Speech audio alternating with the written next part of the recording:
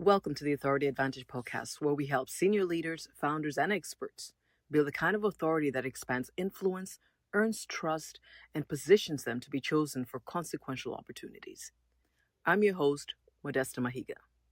Please get something to take notes with for today's episode. You may even want to make sure you have your favorite beverage close by, because we're going to talk about what erodes authority. Let's dive in. One of the great mistakes leaders make is assuming that if something has worked before, it must still be serving them now. It may not be. In fact, some of the very habits, behaviors, and reflexes that helped you survive, advance, stay likable, or keep things moving in one season can become liabilities in another. They're no longer rewarded. They're not just innocent. They're certainly not neutral. They now erode authority. And the problem is that authority erosion is rarely announced. No one pulls you aside and says, you keep doing this one thing and it's costing you board confidence. No one says that habit right there is why you're not being trusted with longer mandates. No one says, we like you, but we don't trust your judgment under scrutiny. Usually, they just stop moving forward with you. They stop making the introduction. They stop putting your name forward. They stop advocating for you in rooms that you're not in. They hesitate at the point of trust transfer. And if you don't understand what is eroding authority, you can spend years trying to fix the wrong thing. You can think the problem is visibility when the problem is judgment. You can think the problem is branding when the problem is coherence. You can think the problem is politics when the problem is that key stakeholders have seen enough to conclude that you're not safe at the next level. So today, I want to walk through several authority eroding patterns that leaders need to take seriously. Why? Because senior opportunities are not awarded on competence alone. They're awarded on trust, judgment, steadiness, discretion, coherence, and the confidence that your leadership will hold under pressure. And authority is not built only by what you achieve. It's also shaped by what your behavior teaches people to expect from you. So let's start. Number 1. The first thing that erodes authority is over-explaining instead of speaking from settled conviction. One of the fastest ways leaders erode authority is by over-explaining simple decisions, over-justifying their position, or speaking as though they need permission to hold a view. This often sounds like, I just wanted to explain my thinking in case it didn't make sense. I know this may be a silly idea, but I could be wrong, but sorry, I just wanted to add one thing.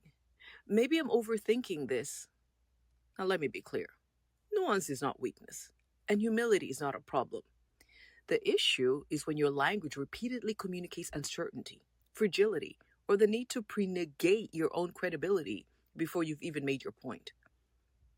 At senior levels, people are not just listening to your content. They're reading your relationship with your own judgment. Do you sound like someone who's assessed, decided, and can defend a position? Or do you sound like someone trying to soften the impact of their own authority before anyone else has challenged it? Leaders who are trusted at high levels know how to communicate with clarity and appropriate conviction. They do not perform certainty they do not have, but neither do they habitually dilute their own point. Authority is eroded when your language repeatedly tells the room, I'm not fully standing behind what I'm saying. Number 2, public emotional leakage and poor self-regulation. Another authority killer is unmanaged emotional leakage. Not emotion, emotional leakage. There's a difference. Emotion is human. Disappointment is human. Frustration is human. But leaders erode authority when they repeatedly leak emotion in ways that make stakeholders question their steadiness, judgment, or impulse control. That can look like reactive emails sent in anger, visible defensiveness when challenged, subtle public sulking when a decision does not go their way, sharpness with subordinates, oversharing frustration in the wrong forum, or allowing disappointment to spill into their tone, body language, or decision-making. Here's why this matters. At the next level, stakeholders are not only asking, can this person perform? They're asking, can this person absorb pressure without destabilizing the environment? Can they be trusted in conflict? Can they carry disappointment without becoming punitive erratic, or emotionally expensive? Can they represent the institution when stakes are high and scrutiny is real? When a leader is chronically reactive, chronically offended, chronically volatile, or chronically emotionally porous, people stop seeing them as safe custodians of consequential responsibility. You do not have to become robotic, but if your internal state routinely spills into external instability, authority will leak with it. Number 3, making everything visible that should have remained disciplined, private, or strategic. Some leaders just talk too much. They narrate every frustration. They process every disappointment out loud. They disclose internal tensions too freely. They complain about colleagues, clients, board members, or superiors in rooms that do not have the right to hear it. They treat access as intimacy and conversation as clearance. Oof, that erodes authority. A leader's discretion is part of their credibility. Gatekeepers watch for this very carefully because confidentiality, judgment, and containment become more, not less, important as influence grows. If someone cannot trust you to hold sensitive information well, to protect institutional dignity, to manage internal complexity without gossiping about it, or to distinguish between transparency and recklessness, they will hesitate to elevate you. Not because you are untalented, because you are unsafe. There are things mature leaders understand instinctively. Not every frustration deserves an audience. Not every opinion needs expression. Ooh, wait a moment. Not every opinion needs expression. Not every behind-the-scenes challenge should be made public. Not every truth should be told in every room. Authority is not just about having insight. It's also about knowing what to carry, where to carry it, and when not to perform it. Number 4, speaking with contempt about people, roles, or institutions. Nothing shrinks a leader faster than contempt disguised as intelligence. The eye roll, the dismissive tone, that these people are idiots energy. The constant mocking of leadership, institutions, boards, clients, or colleagues. The superiority complex dressed up as discernment. Some leaders think this makes them look sharp. It doesn't. It makes them look immature, politically unsafe, and difficult to trust with broad stewardship. Contempt is deeply authority eroding because it signals several things at once: a lack of emotional discipline, a lack of respect for complexity, a tendency to personalize disagreement, and often an inability to work across difference without becoming corrosive. High trust stakeholders are not looking for leaders who are easily impressed, but they are looking for leaders who can disagree without being degrading, critical without becoming contemptuous, and discerning without becoming arrogant. Once contempt becomes a habit, authority starts to decay because people begin to wonder, how does this person speak about me when I'm not in the room? What happens when they do not get their way? Can they steward relationships across power centers, or do they poison them? Contempt may feel powerful in the moment. Strategically, it is expensive. Number 5, chronic inconsistency between words, standards, and conduct. Authority erodes when your standards are unstable, when you preach discipline but are inconsistently late, when you champion excellence but submit sloppy work, when you call for accountability but resist it when it lands on you, when you present as values-driven in public and operationally chaotic in private, when you position yourself as strategic but your behavior is impulsive, scattered, or avoidant. This is the coherence problem. And coherence matters because trust is not built by your messaging alone. It is built by whether people experience a reliable relationship between what you say, what you expect, and how you actually operate. A leader does not need to be flawless, but they do need to be legible. People need to know what standards govern you. They need to know your behavior is not random. They need to know your values are not marketing copy. The more senior the room, the less tolerance there is for incoherence, because incoherence creates risk. It forces stakeholders to ask, which version of this leader is real? What will happen under pressure? Can I rely on their standards when the environment gets hard? If your public positioning and private operating reality are at odds, authority will eventually collapse under the weight of the contraction. Number 6, needing to be the smartest, loudest, or most central person in the room. Some leaders are still performing for validation in rooms that require stewardship. Mercy.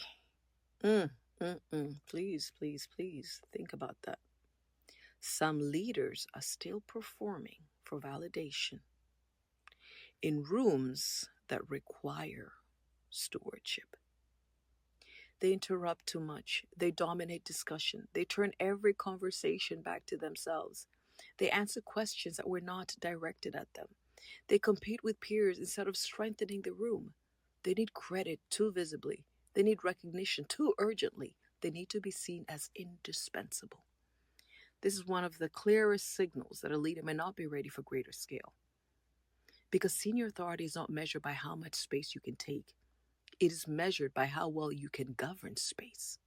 Can you listen? Can you synthesize? Can you elevate the quality of the room without dominating it? Can you create clarity without needing applause for it?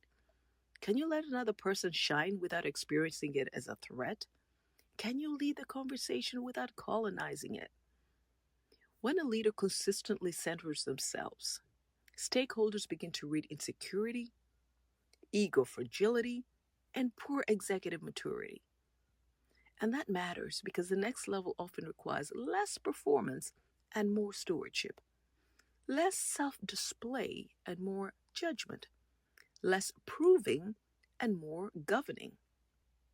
If you still need every room to confirm your significance, you're not free enough to lead at the highest levels. Number 7, blaming context for patterns that are actually character, capability, or discipline issues. Leaders lose authority when they externalize too much. Every missed deadline was because of the team. Every failed initiative was because of politics. Every strained relationship was because the other person was insecure. Every lost opportunity was because the market, the timing, the board, the economy, the process, the algorithm, the recruiter, the culture. Now, of course, context matters. Systems matter. Politics matters. Bias is real. Dysfunction is real. But leaders who never examine their own contribution to outcomes become very hard to trust. Why? Because accountability is one of the clearest indications of executive maturity. When a leader cannot name where their own judgment, discipline, communication, preparation, timing, or behavior contributed to a result, they signal that they're unlikely to learn fast enough, correct early enough, or govern themselves honestly enough for larger responsibility. Gatekeepers pay attention to this. They listen for whether you can diagnose failure without theatrics, own your own part without collapsing, and adjust without needing to preserve your ego at all costs. Authority is eroded when every story you tell casts you as the competent victim of everyone else's dysfunction. At some point, people stop hearing bad luck. They start hearing a pattern. Number 8, treating relational damage as collateral instead of leadership data. Some leaders pride themselves on results while leaving relational wreckage behind them. People feel they use them. Teams feel managed but not respected. Peers feel dismissed. Support staff feel invisible. Junior professionals feel diminished in their presence. Cross-functional partners feel steamrolled. Clients feel like revenue, not relationships. And the leader shrugs because the target was met. That is not authority. That is extraction. At higher levels, relational damage matters because it signals how a leader will behave when their power expands. If you cannot exercise power cleanly now, why should anyone trust you with more of it later? The most credible leaders understand that results and relational stewardship are not enemies. They know that how they move people matters. How they handle support staff matters. How they treat people who cannot advance them matters. How they carry power matters. You can be demanding without demeaning.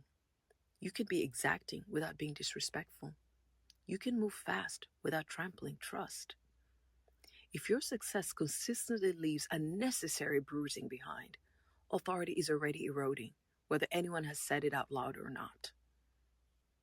Number 9, performing authenticity while lacking discipline. This one is increasingly common. We live in a culture that often rewards oversharing, casualness, and unfiltered expression under the banner of authenticity. And some leaders have mistaken authenticity for the removal of all executive discipline. So now everything is raw, everything is immediate, everything is public, everything is, I'm just being real. No, authority requires congruence, not self-exposure without restraint. You can be deeply authentic and still disciplined. You can be warm and still measured. You can be vulnerable and still bounded. You can be relatable and still executive. When authenticity becomes an excuse for poor boundaries, sloppy communication, emotional impulsivity, or a lack of discernment, it stops building trust and starts eroding it. Senior stakeholders are not looking for a polished robot, but neither are they looking for someone who treats maturity as inauthenticity. The leaders who rise are often the ones who know how to remain fully human without becoming professionally undisciplined. Number 10, failing to evolve behaviors that were adaptive in an earlier season. This one is the deepest issue of all. Sometimes what erodes authority is not obvious misconduct. It is outdated adaptation. The hyper-independence that once helped you survive now makes you hard to lead, hard to support, and hard to trust with collaborative power. The constant proving that once got you noticed now makes you look insecure. The overfunctioning that once made you indispensable now makes you look controlling and unable to build scalable teams. The people-pleasing that once kept you safe now makes you look politically weak and inconsistent. The aggressiveness that once helped you survive a hostile environment now makes you look unsafe, rigid, or ego-driven. The extreme self-protection that once made sense now reads as guardedness, opacity, and low trust capacity. This is why leadership development cannot stop at competence. At some point, the question is not simply, what are you good at? It is, what are you still carrying that no longer belongs at the level you say you want? That is where many authority problems live. Not in lack of talent, not in lack of ambition, not even in lack of opportunity, but in the refusal or inability to retire behaviors that were once adaptive but are now disqualifying. And this is exactly why authority work matters. Because the next level is not only evaluating your resume, it is evaluating your stewardship, your coherence, your emotional regulation, your judgment, your trustworthiness, your capacity to carry power without leaking risk. So what should a leader do? I want to close with a few practical questions. If you are serious about becoming the trusted choice for higher stakes opportunities, ask yourself, where might I be confusing what has worked with what is still wise? What behaviors in me are being tolerated by my current environment but would likely be penalized by the next one? When stakeholders hesitate around me, what are they seeing that I may have normalized? Where do I leak instability, ego, contempt, inconsistency, or overexposure without fully realizing it? What relational, communicative, or emotional habits that I've labeled personality that are actually authority liabilities? And perhaps the hardest question of all, what version of me got me here, but is not fit to take me where I say I want to go? Because that is the work. Authority is not only built by adding more credentials, more visibility, more content, more networking, more activity, or more noise. Sometimes authority is strengthened by subtraction, by removing the patterns that make stakeholders doubt your readiness, by disciplining the habits that make trust more difficult, by closing the gap between your ambition and your operating maturity, by becoming the kind of leader whose behavior does not merely impress, but reassures. The kind of leader whose presence reduces risk instead of increasing it. The kind of leader whose judgment can be trusted under pressure. The kind of leader who does not just look the part, but can carry the weight of being chosen. That is what authority requires. If this episode sharpens something for you, I'd encourage you to do two things. First, send it to a leader who is talented enough for the next level, but may be undermining themselves in ways they do not yet see. And second, if you want to understand what may be strengthening or eroding your authority with the stakeholders who matter most, book an executive authority diagnostic with us. I share the link below. Remember, visibility is table stakes. Authority is what gets you chosen. Thank you for joining me for this episode of the Authority Advantage podcast. If this was valuable, subscribe, leave a review, and share it with a leader who's serious about building the kind of authority that expands influence, earns trust, and opens consequential opportunities. I'm Modesta Mahiga. Until next time.